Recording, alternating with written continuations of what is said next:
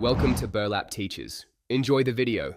You're ready. Verify ID, connect your bank, and enable 2FA so transfers clear fast.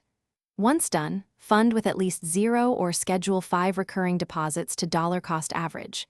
Next, pick market type, use a market order for instant execution, a limit order to control price, or a stop for protection. Make a small trade first to validate the flow.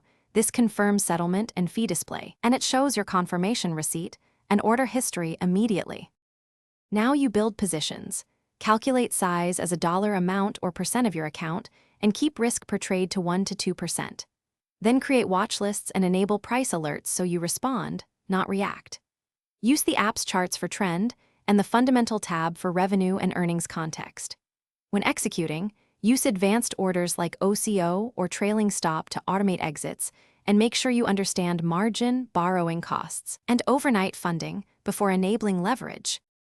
Finish by closing or scaling positions, then reconcile realized P&L against open orders to ensure no unintended exposure.